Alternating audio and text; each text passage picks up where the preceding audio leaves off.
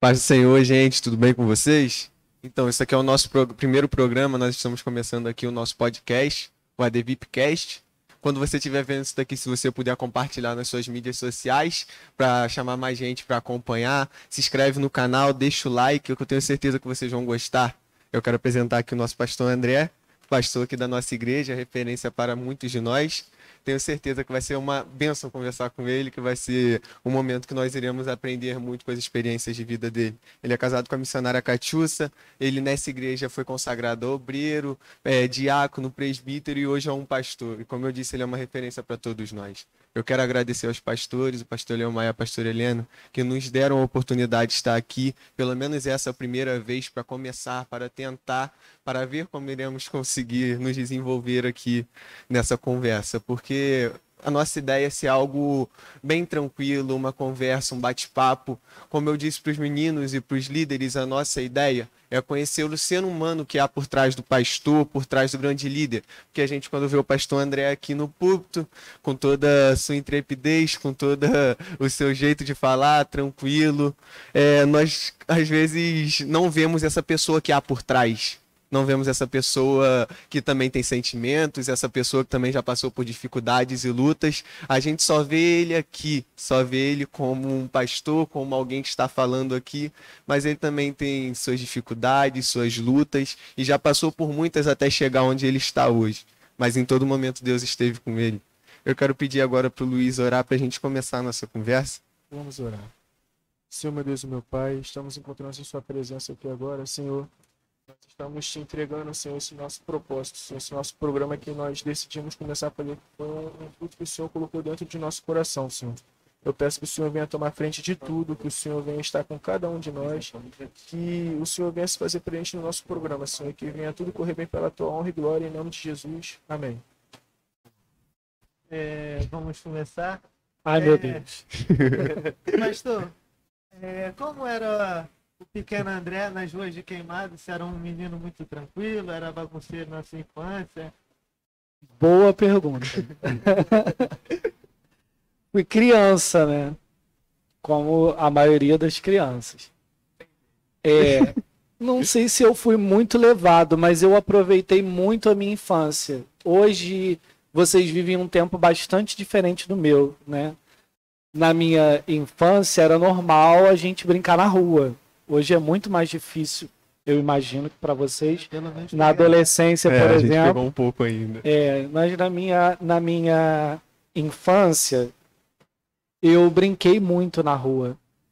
E isso fazia com que eu fizesse algumas peraltices, né?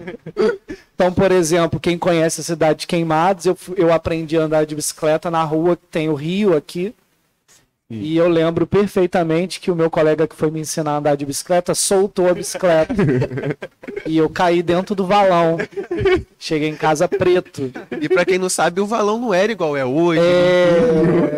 Era pior do que é hoje. Então, assim, fiz coisas de criança, me machuquei muito, aprendendo a andar de bicicleta. Eu ranquei o tampão do joelho, ficou aquele machucado que a mãe passava mertiolate, que hoje o de vocês não arde, mas o meu ardia. Eu caí muito de árvore, porque era comum na minha infância brincar em cima de árvore. A gente subia, fazia pique árvore. Eu nem sei se eu acho que o meu grupo inventou isso. Né? A gente brincava de pique cola em cima da árvore. Aí um pulava de um galho para o outro, aí caía, se arrebentava. Então eu tive uma infância bastante normal para crianças e talvez sirva de exemplo para algumas crianças que hoje improvisam. Eu não tive todos os recursos que as crianças da minha época tinham. Então, por exemplo, brinquedos eletrônicos, eu era o último a ter. Porque a minha família era uma família bastante humilde, com muitas dificuldades. Então, a minha mãe sempre se esforçava ao máximo para me dar. Mas quando chegava para mim o brinquedo, as outras crianças já estavam gostando de outra coisa. Então, por exemplo, videogame, eu sempre tinha o mais... Qual é o videogame que se joga hoje? PS5. Nem sei o que é. Ah, bom, isso daí. Eu não tinha esse. Jogou Atari, pastor? Não, meu primeiro videogame foi um Master System, que eu jogava o Sonic. E eu zerei o jogo, aquilo era o máximo, porque eu era o único dos meninos que, porque eles já tinham o Nintendo sei lá quanto, eles não queriam mais saber do Master System, então eu zerava o Sonic direto lá no negócio do jogo. Zerava, reiniciava, voltava reiniciava. de novo, eu achava que eu era o máximo, mas os outros meninos já estavam jogando outros jogos, né? Mas foi uma infância feliz. Eu fui muito feliz enquanto criança, brinquei muito, aproveitei muito a minha infância. Lamento não ter conhecido Jesus quando criança, né? Eu só fui me converter na adolescência, mas como pessoa, como ser humano, eu fui uma criança bastante feliz. Brinquei muito, pique bandeirinha, essas coisas que Era criança... aquelas crianças que chegava em casa, não queria nem lavar o pé, falava que ia se sujar de novo, não queria nem tomar banho, que a mãe tinha que botar pra dentro. Não, mas a minha mãe me jogava debaixo do chuveiro. Não, pega água lá, minha mãe não vai deixar eu voltar, não. Pedia pro amigo pegar, porque se fosse em casa não voltava mais. Pois tinha umas coisas assim, que aprontava bastante. Mas como o senhor falou, você aceitou a Jesus com 14 anos, se eu não me engano, em um culto de criança. Como foi até chegar nesse culto? Quem te convidou? Se foi algum parente, alguma pessoa, um vizinho? Toda essa Conheceu antes ainda? Isso, tem um história. Dador. Então, eu não nasci em berço evangélico. Minha mãe nos ensinava, nos motivava. No caso, na época, só havia nascido eu. Minha irmã nasceu depois, quando eu já havia aceitado Jesus. Mas a minha mãe me motivava a ter uma religião. Ela, dentro do entendimento dela, mesmo não sendo cristã, ela tinha em mente que toda pessoa precisa ter uma religião. Exatamente. E ela me motivava a procurar uma religião, e a mais comum, mais acessível, né, era o catolicismo. Então, meu primeiro contato com religião foi com a Igreja Católica. Então, eu comecei a frequentar as missas e fui fazer o catecismo. Eu fiz história na cidade quando eu fui, na época, né, o primeiro a ser reprovado no catecismo. Eu nunca tinha visto aquilo. É sério, vocês estão rindo, mas é sério. Eu fiquei extremamente frustrado. Até hoje eu não entendo porque que eu repeti o catecismo. E a tia lá do catecismo, ela falou, não, você não passou, você vai ter que fazer tudo de novo. E eu fiquei, na época, revoltadíssimo com aquilo. Eu falei, como pode? Eu estudei o negócio. Todo mundo passou, só eu não passei. Só eu fui o único. E eu lembro que naquele dia eu cheguei lá na salinha do padre, né? Que, por sinal, independente de divergências teológicas, o padre sempre me tratou muito bem, o padre da cidade. E falei com ele, eu repeti, ele só olhou para mim, tá bom, meu filho, vai ali, reza alguns Pai Nosso, mas Ave Maria e volta. E eu fui lá naquele espaço onde normalmente se fazia as orações lá, né, as rezas, e eu disse, eu nunca mais volto aqui. Me revoltei, nunca mais voltei mesmo. E depois daquilo a minha mãe insistia, você precisa ter uma religião. Minha mãe tentava me convencer em outros lugares, e um dia ela falou assim para mim, você precisa ser crente. Você não gosta de nada, não gosta de uma festa. Foi reprovado no catecismo. Não tem condição. Dá pra alguma coisa, você precisa ser crente. E aquilo ficou no meu coração por muito tempo. Obrigado, tia, que reprovou. Obrigado, por favor. A gente tá muito feliz com isso.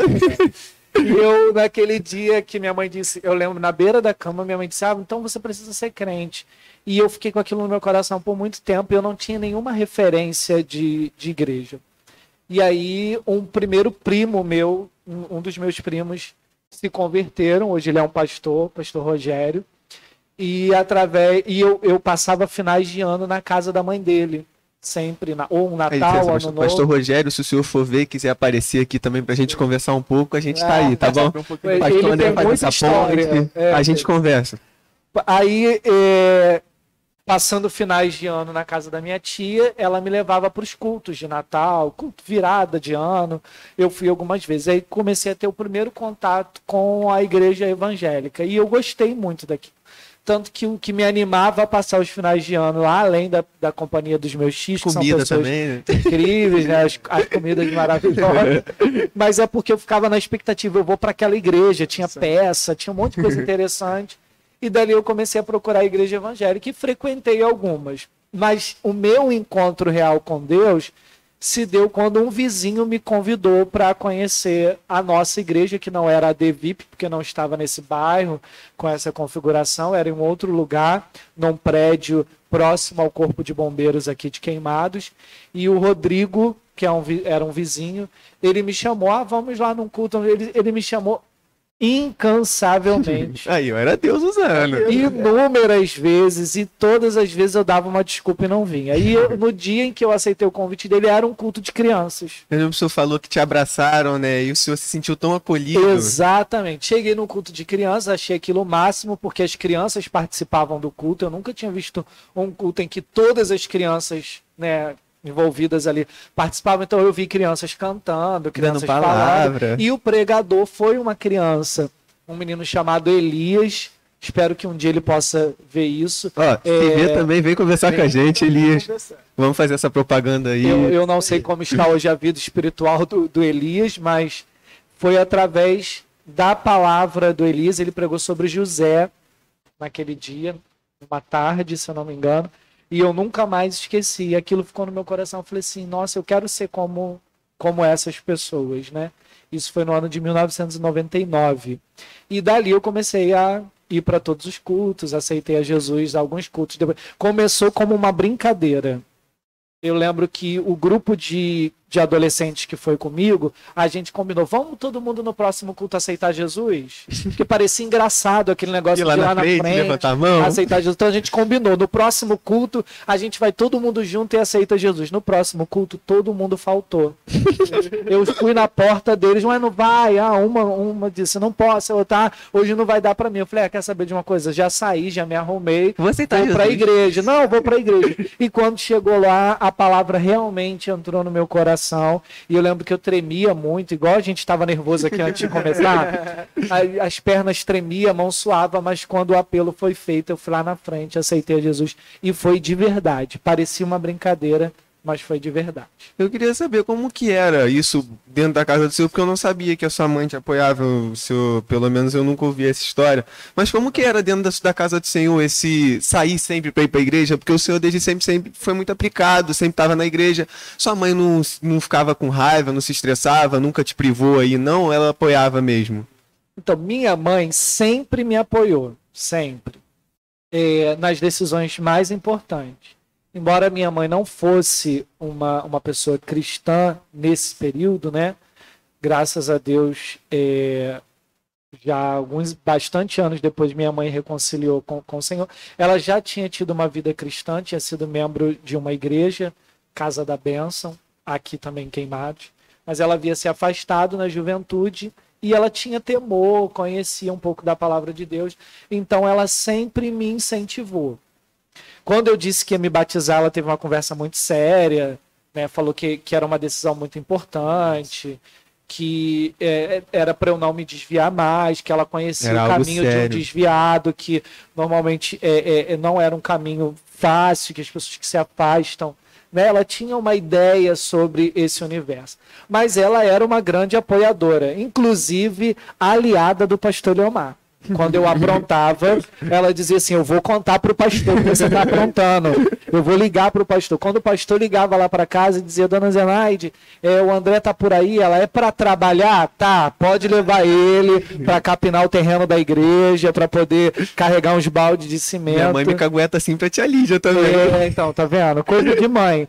E mesmo não sendo cristã, minha mãe me apoiava, me incentivava. Estava sempre preocupada com as coisas que eu fazia. E, graças a Deus, eu também estava plantado em uma igreja que fazia questão de dar satisfação à minha mãe da minha vida igreja. O que você estava fazendo lá? Então dizia, olha, fica despreocupado, o André está na igreja mesmo. Várias vezes os meus líderes foram lá dizer, olha, ele está indo para a igreja, que se ele não aparecer, a gente vai vir aqui dizer que ele não está indo. Então eu fui bem cuidado, tanto pela minha mãe, dizendo seja livre para viver a sua vida cristã, quanto pela igreja que dava satisfação para minha mãe. Eu acho que ela foi mal. Para ele chegar aqui hoje. Sim. Eu acho que a sua mãe ela via no Senhor o que ela queria viver. E ela me defendia quando as pessoas falavam, mas seu filho tá muito igrejeiro, tá fanático, só quer saber de igreja. E a minha mãe, várias vezes eu vi ela me defendendo. Inclusive, teve um fato, uma história que ela me contou uma vez, de uma pessoa que disse, um dia se eu... a pessoa falando sobre os meus estudos, a maneira com que eu conduzia a minha vida, e a pessoa quis insinuar que um dia eu seria um pastor e seria rico porque seria pastor. E a minha mãe defendeu a mim e ao pastor. Ela disse, pois é, se o meu filho um dia for rico, como o pastor dele, teoricamente a pessoa deduzia ou queria dizer que todo pastor era rico, a minha mãe dizia, ele vai ser porque ele e o pastor dele trabalha muito. Né? E na época o pastor Leomar trabalhava com caminhão, fazendo numa transportadora, e a minha mãe queria dizer para aquela pessoa que a vida que ela conhecia de um cristão eram de pessoas que trabalhavam não só pelo reino de Deus, mas para o próprio sustento, que conquistavam suas coisas pelo trabalho. Porque até hoje as pessoas têm esse preconceito, né? Isso, tinha aquela ideia de que todo pastor é rico, que enriquece com o dinheiro da igreja, e a minha mãe teve a oportunidade de conhecer esse outro lado através da minha caminhada com essa igreja, o tanto que essa igreja trabalhava, o quanto os líderes, né, da igreja em que eu faço parte eram envolvidos não só com o reino, mas pessoas trabalhadoras, honestas, pessoas, né? O objetivo da entrevista aqui de vocês é conhecer pessoas. Então nós somos pessoas, e ela construiu essa ideia de pessoas que viviam para o reino de Deus, que serviam ao reino de Deus, mas que eram pessoas de fato de caráter, honesta. E graças a Deus eu pude construir um caráter honesto por conta das pessoas com que eu estava cercado. Então ela tinha essa confiança porque ela conhecia também, pôde conhecer o caráter dessas pessoas. Porque o tempo que o senhor estava dentro da igreja não ausentava o fato do senhor trabalhar, porque a gente já ouviu muitas histórias que o senhor era camelô, que o senhor trabalhava junto com a sua mãe, o senhor fazia de tudo também para ajudar dentro de casa. O fato do senhor estar ali não ausenta o fato do senhor trabalhar fora. Exatamente. Trabalhei bastante, né? E trabalhei, não que eu não trabalhe hoje, mas a adolescência ela foi bem mais puxada, né? Desculpa, eu já disse a vocês que eu venho de uma família humilde, né? E quando os meus pais se separaram, a situação financeira ficou ainda mais difícil. Então eu precisei começar a trabalhar muito jovem. E fui camelô, vendi pipa, vendi carteira, vendi banana, vendi um monte de coisa. Minha mãe inventava, ela chegava com umas coisas e dizia, meu Deus, como é que eu vou vender isso? Mas dava certo, né? A gente fazia dinheiro com aquilo ali. E eu lembro que quando eu tinha 15 anos, que foi um período muito difícil, eu juntei latinha para vender. E não foi fácil. Aproveitar, já que estamos falando de vida pessoal, foi muito difícil, muito constrangedor. Porque para mim aquilo era humilhante, no sentido não que eu tenha por desprezo alguém que viva, mas é porque para mim aquilo era a última opção. Né? Não teria um alimento na minha casa se eu não fosse para a rua pegar lata, né? Ou fazer o que a nossa estratégia na época com a minha mãe foi nós irmos em alguns estabelecimentos e pedir os proprietários para guardar as latinhas que o pessoal jogava na lixeira, que tal hora nós íamos passar para recolher. E no final do dia a gente saía com sacas enormes de lata pelo meio da rua, num carrinho de mão, para ir no ferro velho vender. E aquilo com 15 anos foi uma experiência que eu trago até hoje para minha vida. Hoje eu sou casado e eu digo para minha esposa, se eu não tiver recursos, não tiver um emprego, um trabalho, eu não tenho vergonha hoje de ir para o trem vender bala. Que lá com 15 anos, a minha mãe me ensinou que todo trabalho é digno, né? Todo trabalho é digno, que seja na rua catando papel para reciclar, é digno. Eu estou indo em busca do meu sustento. Eu poderia ser um jovem ou um adolescente, como boa parte de outros aí, que diante de uma dificuldade se rende ao tráfico, que é mais fácil. Que vai se prostituir, ou que vai criar um outro caminho, mas lá com 15 anos, um menino pobre, de família humilde, a minha mãe me ensinou. É difícil, é constrangedor, mas é digno como qualquer outra coisa. E foram as latinhas que por um tempo né, colocou lá o que nós pobres chamamos de mistura na mesa. Tem mistura. Então Aquele mingau.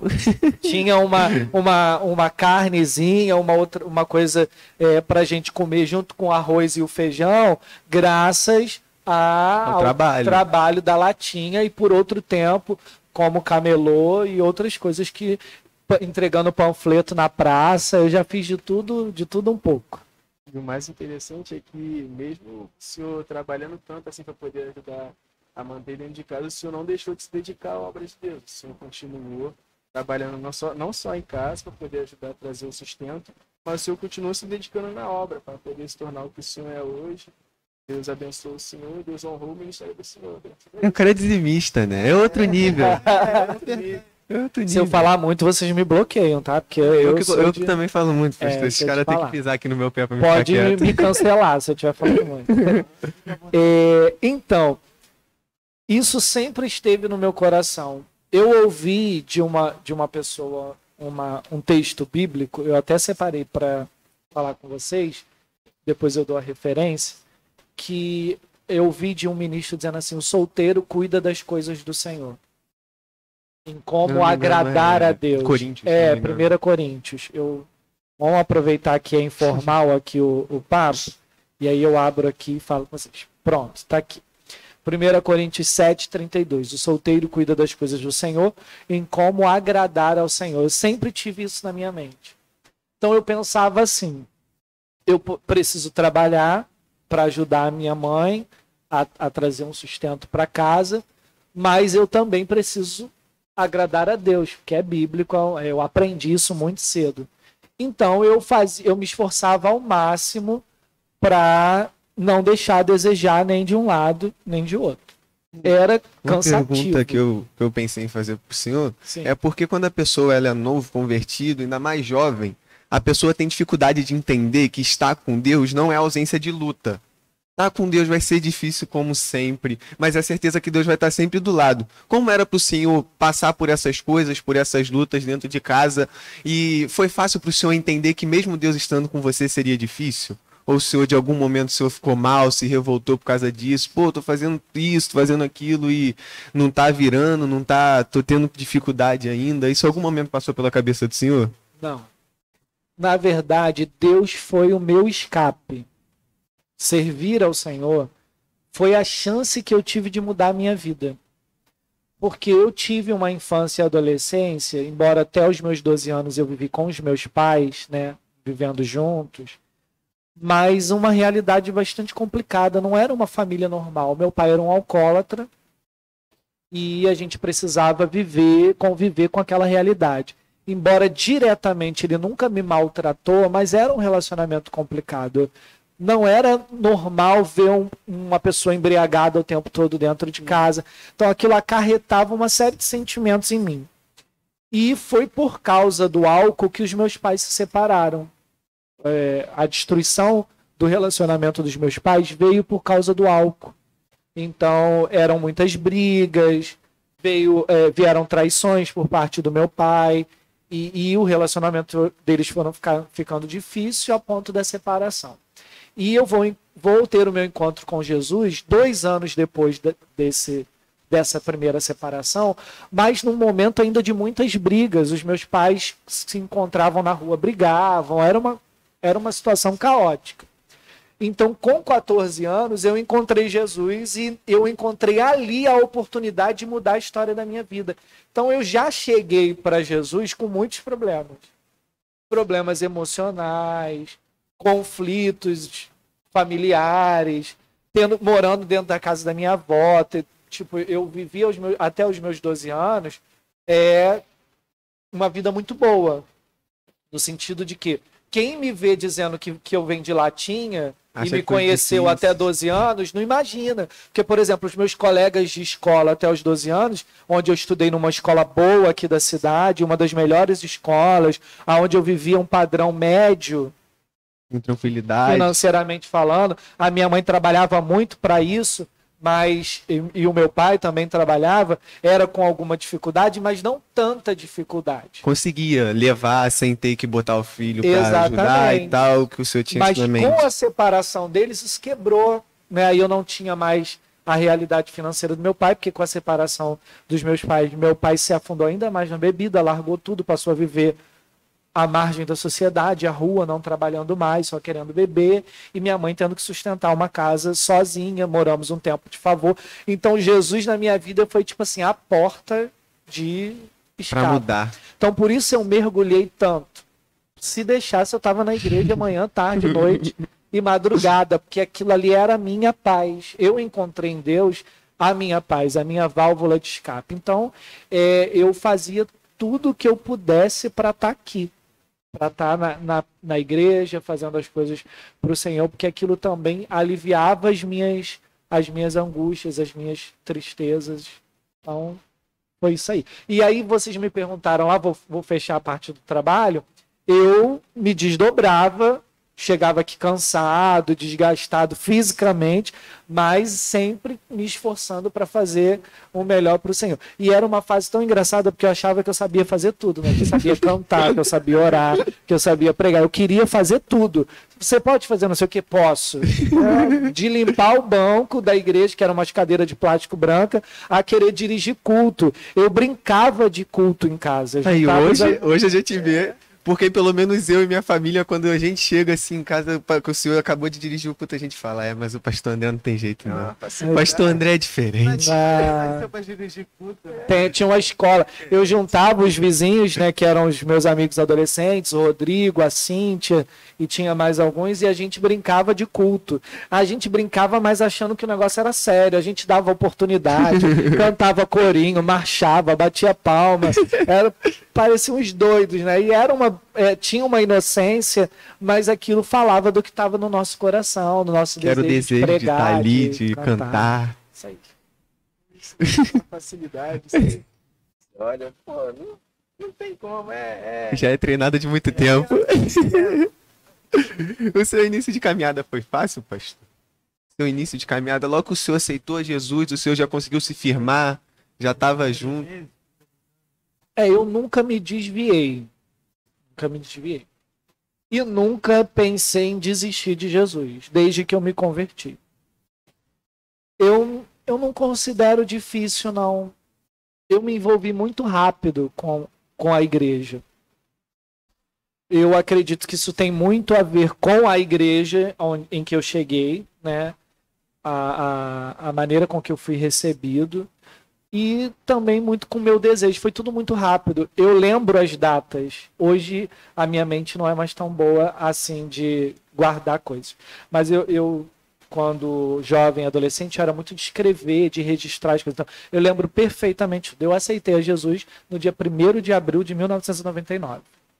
E eu fui batizado no dia 31 de outubro de 1999. Então foi muito curto. Foi perto ali. Tudo muito. E no dia 12 de novembro de 1999, eu fui batizado com o Espírito Santo. Então as coisas na minha vida foram acontecendo muito rápidos. Muito rápido. Eu fui me permitindo viver. Eu lembro que a minha mãe dizia assim, mas você já vai batizar? Você entrou nessa igreja ontem. Eu falei, não, mas eu não tenho dúvidas de que é isso que eu quero. Eu tô certo. Aí ela dizia, não, mas pensa mais um pouco, espera o próximo. Eu falei, não, mas eu não quero esperar, eu já estava ansioso. Eu aceitei Jesus em abril, em maio eu já estava querendo batizar. Quando que é, pastor? O batismo. Já estava fazendo discipulado. Então essas convicções eu sempre tive. Eu não tive dificuldades de me tornar um jovem com comportamento cristão. De largar as coisas que fazia antes. Porque como eu disse, eu era tranquilo, né? A respeito do que eu não sabia. Sim. Mas à medida em que eu fui aprendendo, as coisas elas foram sendo aderidas de forma muito fácil por mim. Eu não tive dificuldade nenhuma de largar nada para servir a Jesus. Porque o senhor falou que já desceu para ir para a igreja, os amigos tudo pintando na rua e você... Essas coisas não me faziam falta. Eu vivi uma adolescência, brinquei. A única coisa que, né, já que o assunto é descontraído, que eu não fiz na minha adolescência e juventude foi namorar. Eu cuidei das coisas do mundo. Essa é uma coisa que... Aí agora a gente viu onde o senhor chegou. Eu não estou dizendo que jovens não devam namorar, mas foi a minha escolha. Eu percebia, primeiro, que eu tive uma dificuldade, porque eu não era um jovem normal. Então isso fazia, normal que eu digo, não é que eu sou maluco, não. Eu tinha um comportamento diferente dos outros meninos, o que fazia com que as meninas não me quisessem tanto. Eu era muito crente, muito de igreja, de oração e tal. E outro não era o meu foco, eu não buscava aquilo. Não ia levar a garota pra lanchar e trazer a garota, vamos pra consagração. Não, A garota desistia. não, eu nem tinha essa oportunidade, porque eu tinha um estereótipo cristão. As pessoas me viam muito engomadinho, arrumadinho. Bíblia debaixo do braço. Bíblia, gravata. Então, tipo assim, não era o perfil que as meninas se interessavam, pelo menos não a maioria delas. Então não tinha muito aquela coisa de ter meninas em cima de mim. Ah, quero namorar contigo. Não tinha isso. E eu não buscava, não era uma coisa que estava ali. Na minha mente eu dizia, eu posso esperar mais um pouco. Tanto que até esperou 10 anos. Esperei 10 anos, que aí é uma história, uma outra história também que nasceu já alguns anos depois que eu estava convertido, né? Não foi no início, não foi na adolescência. Eu me interessei pela minha esposa quando eu era um jovem de 19 O senhor conhece ela desde quando anos. entrou na igreja? Vocês já eram amigos ali naquela época? Então, é uma história muito longa. Vocês só estão puxando histórias longas. Fica à vontade. A gente tá com tempo, pastor. Não sei se Então, você- eu lembro a primeira vez que a vi. Ela diz que não lembra de ter me visto naquele dia. Mas eu lembro a primeira vez que eu a vi, ela era uma criança e um adolescente. E eu lembro que os olhos dela me chamou muita atenção, que ela tem os olhos verdes. Se for azul, amor, me perdoa, tá? Mas Releva, tia, verde. por favor. Eu posso ser daltônico. Mas eu lembro que os olhos dela me chamou muita atenção e eu vi, mas óbvio que eu não senti nada de paixão, só achei ela uma menina bonita e os olhos dela me chamaram a atenção. E passou aquilo. Anos depois, ela retornou à caminhada dela na igreja. Não que ela tinha se afastado, mas ela com a família tinha caminhado em uma outra igreja por um tempo. Sim. E ela voltou já como jovem, como adolescente, né? Na época ela tinha 15 anos, para a igreja. Nessa fase de 14, 15 anos dela, e eu tinha já 18 para 19, eu comecei a olhar ela com um olhar diferente. Ela foi a primeira menina da igreja que me fez olhar com olhos diferentes. É de Deus. Eu já tinha muitas meninas na igreja com quem eu tinha amizade e tal, eu sempre tive um bom relacionamento com todo mundo, mas eu não tinha esse interesse de namorar com nenhuma delas. Eu já tinha 5 anos de crente, não tinha mesmo. Tinha uma cobrança, as pessoas falavam, quando que o André vai namorar e tal, mas eu dava uma enrolada, porque eu sempre fui muito magrinho, então passava que eu era novinho. Tá? Tinha 18, 19, mas dava para dizer que eu tinha 15. Eu não, ainda não tá na hora. Não tô na idade e tal. Mas quem me conhecia mesmo sabia que eu já estava com 19 anos e nunca tinha namorado ninguém. Então, naquela fase, ela foi a primeira menina que me despertou interesse. Então, no dia do aniversário dela de 15 anos, foi a primeira vez que eu fui dar uma deixa de que eu estava interessado por ela. Isso é brega demais. Deve ter sido engraçado. Isso é brega demais. Mas eu fui numa loja, comprei um ursinho de pelúcia. Os meninos, tô ficando com Aí, vergonha. aprende aí, ó. Os Aprende meninos aí, de hoje fazem isso? Eu não sei. Não sei se menino de hoje dá. Comprei um urso enorme, verde, deitado em cima de uma almofada. Então, um negócio. E fui lá no aniversário dela para dar o presente, mas não disse que estava interessado. Eu dei um recado com aquele presente, que eu acho que. E aí foi uma mas história. daquele tamanho ela deve ter olhado. Esse menino tá gostando de mim. Foi uma história. Ele pegou a semente. Eu tava semeando, entendeu? Ali. Devagarzinho. Mas foi uma história de 10 anos. Eu esperei por ela 10 anos até conquistá-la de verdade.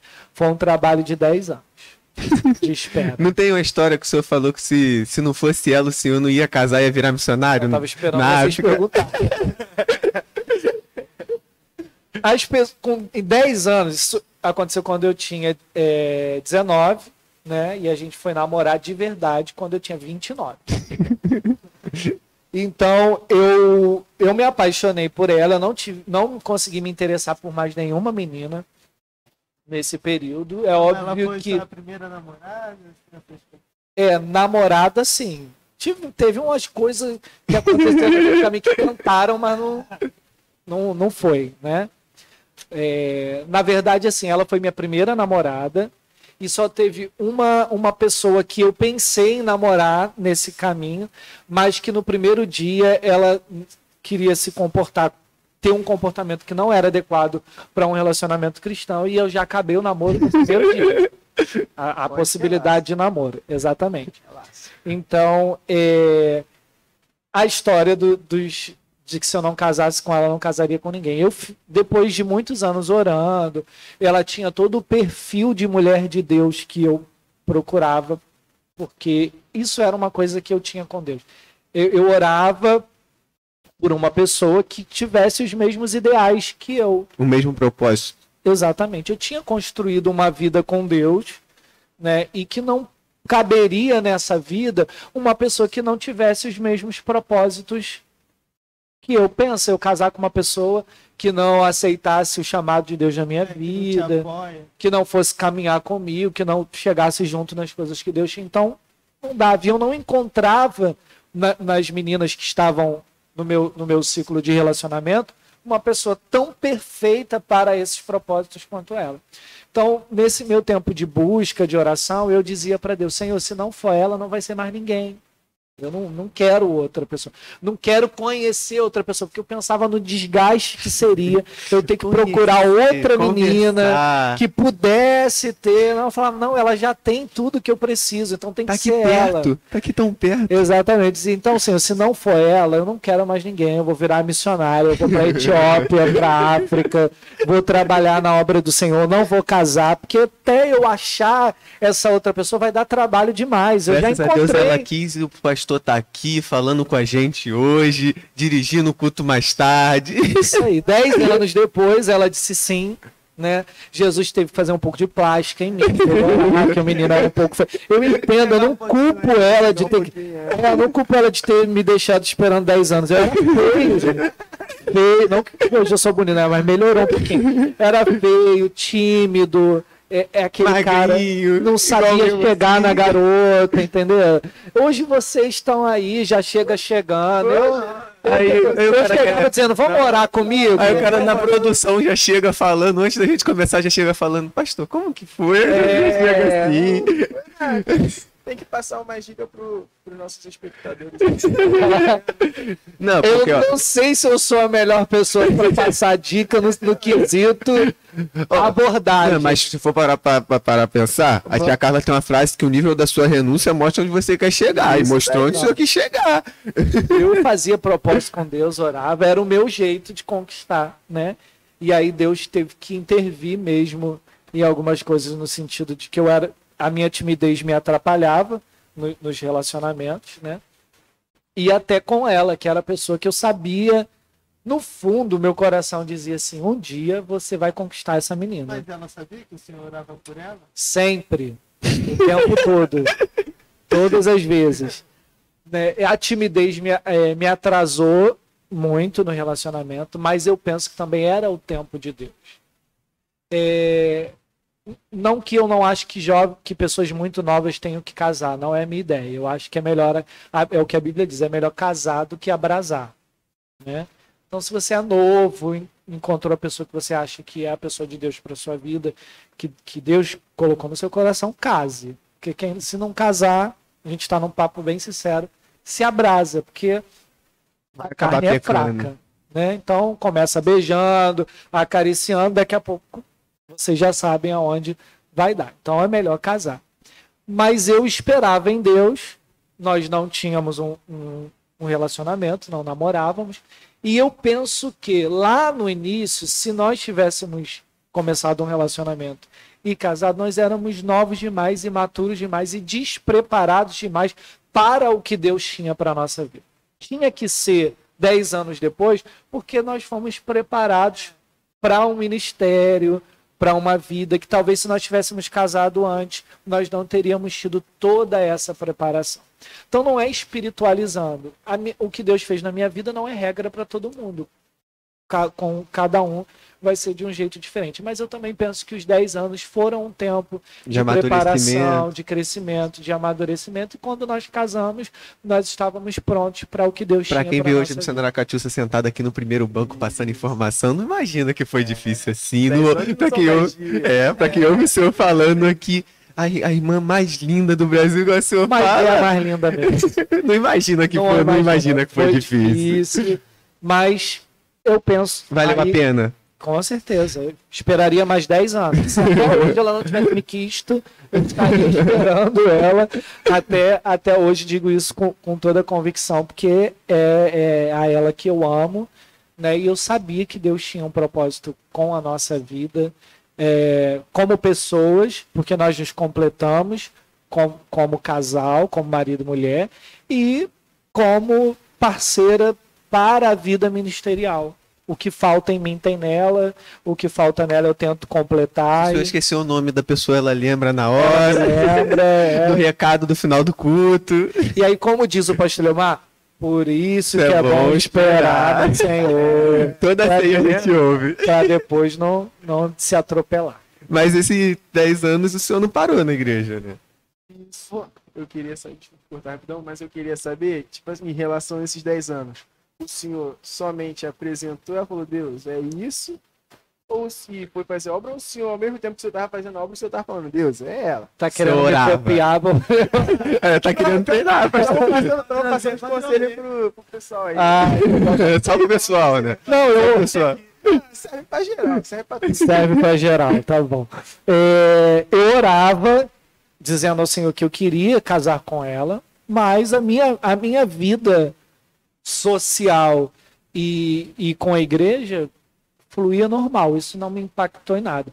É óbvio que tinha hora que eu ficava triste, né? Poxa, todo mundo namora e tal, por que ela não me quer? Tá todo mundo lá na praça de casal, eu vou ir, vai ficar chato. Por que não eu, tal? Eu vi as pessoas namorando, né? Vi os pegadores da igreja, não é pregadores não, os pegadores namorando e tal, terminava com um, começava o outro e eu dizia lá, Senhor, Nenhuma e tal. Tinha essas coisas normais, mas isso não era o mais importante. Sim. Para mim não era. Eu entendo quando um jovem ou um adolescente fica ansioso, né, por um relacionamento, para ter sua experiência namorando e tal. Eu entendo que faz parte da fase. Nós somos. A ideia, por exemplo, dessa conversa é falar da pessoa. Nós somos sociáveis. A gente vive numa sociedade. Vocês, então, estão vivendo um tempo muito mais difícil, aonde as coisas giram muito em torno disso, né? Para um adolescente, para um jovem hoje, por exemplo, dizer eu escolhi esperar, na minha época era bonitinho, era moda. Né? Hoje você, tem até o projeto eu escolhi esperar. Eu sigo no Instagram. Né? Eu fazia parte desse grupo, ia em reuniões dele, né, deles, ia nos encontros dele, era até moda dizer eu escolhi esperar. E hoje não, hoje nós vivemos um tempo de banalização, tanto dos relacionamentos, quanto, por exemplo, da vida sexual, onde vocês são o tempo todo incentivados, que vocês precisam experimentar, conhecer, saber. Na minha época, não... O corpo não é mais o templo do espírito para as pessoas hoje em dia, né? Exatamente. E, embora houvesse isso na minha época, mas era menos, né? Menos maçante. Era mais velado. Exatamente, era menos maçante. E ainda tinha aquela coisa da masculinidade. As pessoas, para você atestar de que você era homem, você tinha que ter sua primeira relação sexual, dizer, não sou mais virgem. E, por exemplo, eu não tive esse problema. Eu dizia para as pessoas, eu sou virgem, qual o problema disso?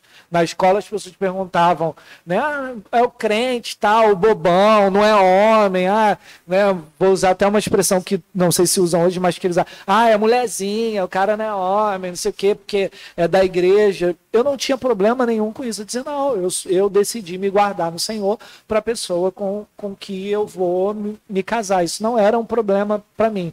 Então, eu tinha conflitos, no sentido de que eu queria ser como os outros jovens, mas eu também tinha um entendimento de que Deus havia me chamado para outra coisa. Então, nesse tempo, eu servi a igreja, tanto que eu fui diácono, vocês citaram isso, muito jovem, né?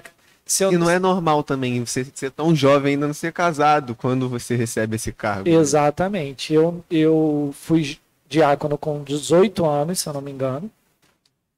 Logo que eu conquistei a maioridade, eu logo fui consagrado a diácono e servi a igreja por muito tempo. E me tornei presbítero solteiro, o que não é comum, né? Pelo menos eu conheço pouquíssimos. Acho que essa confiança também depositada sobre o Senhor te ajudou, né? Essa confiança dos pastores, Sim, da igreja. e aí eu criei um relacionamento com a igreja, né, com os pastores, que eu acredito que isso cativou eles, além da parte da direção de Deus, que eu acredito que Deus aponta, que Deus direciona, mas o relacionamento que eu tive com os pastores fez com que cativasse isso no coração deles também, criasse esse elo de confiança. Então me tornei presbítero solteiro e também fui, eu acredito, posso estar enganado, depois eles podem corrigir, mas eu acredito que eu fui o único evangelista desta igreja solteiro. Eu não conheço outro. Fui o primeiro e até o momento o único evangelista solteiro. Então isso tem muito a ver com essa visão que eu tive do reino de Deus de priorizar as coisas de Deus. Elas sempre foram prioridades na minha vida. Quando eu tinha que tomar alguma decisão entre alguma coisa relacionada à obra de Deus e a minha vida pessoal, eu optava sempre pela obra de Deus. É o nível da renúncia da frase que a tia Carla fala. Então alguns jovens pensam assim, mas eu queria ser isso, aquilo, ainda jovem. Hoje nós temos muitos jovens pregadores, muitos jovens dedicados ao ministério. Você precisa renunciar. Não dá para eu ser um jovem com padrão de comportamento mundano. Um jovem pregador, um jovem ministro. O meu comportamento precisa refletir a minha escolha. Se eu escolhi o ministério, escolhi servir ao reino de Deus, eu preciso me comportar como tal. E isso vai causar aquelas coisas que eu falei. As meninas não me queriam. Eu era visto pela minha comunidade, né, o lugar onde eu vivia, como uma pessoa diferenciada. Eu passava no sol quente, indo para a tarde da Vitória, os meninos jogando bola e eu de gravata e blusa verde fluorescente, indo para a igreja. Então não era uma pessoa normal dentro do padrão social, mas era a minha escolha. Então tinha renúncias que eram sérias para um jovem, um adolescente, mas que acarretaram também conquistas maiores por conta do nível de renúncia. Nessa época que você ia pra tarde da Vitória e ia com a Kombi que o pastor Leomar fala que tinha um buraco embaixo, eu já era... Um tempo eu ia na Kombi, mas eles moravam em Nova Iguaçu na época, então eu tinha que ir de ônibus mesmo. Eram 2 ônibus no sol quente de 2 horas da tarde. Com a blusa verde fluorescente. Era uma blusa verde, tipo, quem é de Queimados conhece, tipo em Vida Rio, bem fluorescente, e uma gravata meio amarelada, listrada, calça preta, e eu ia. E a blusa era grande, porque não tinha pro meu tamanho, né? Aí era enorme aquela blusa, e ia eu pra tarde da Vitória. Né, sobre o pastor Leomar aí. A pergunta sobre o pastor Leomar, porque parece que foi algo muito natural, né? O que eu falei no início do senhor, basicamente, carregar a capa dele, né? Porque parece que foi algo natural, não foi algo que isso você começou. Porque eu já ouvi ele falando, o senhor também, aqui nessa igreja, nesse templo, eu já ouvi ele falando que o senhor limpava os vidros, que o senhor ajudava a colocar o alicerce da igreja, o senhor ajudou. A minha história com a igreja e com o pastor, eu não sei explicar onde começou. Ele é como um pai pro senhor. Exatamente. Eu não tive a figura do meu pai.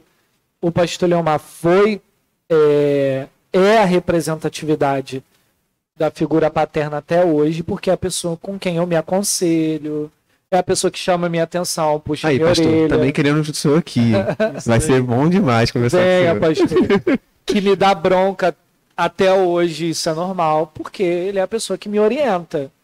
E como eu falei, eu não sei precisar em tal tempo da minha vida. Eu fui me achegando ao pastor e fui permitindo que ele assumisse também essa postura na minha vida, e eu fui permitindo que ele conduzisse a minha vida como um bom líder.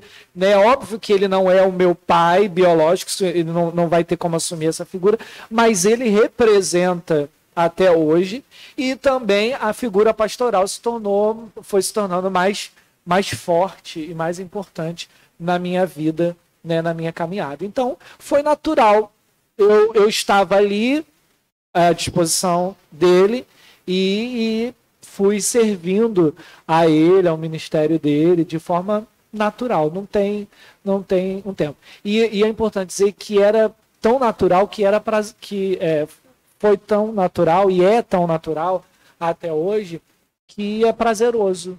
Então não é uma coisa assim, porque eu tenho que fazer. Não, o senhor faz que gosta. E era o desejo de me tornar um pouco do que o pastor é. Até hoje eu me esforço. Não é uma tarefa fácil.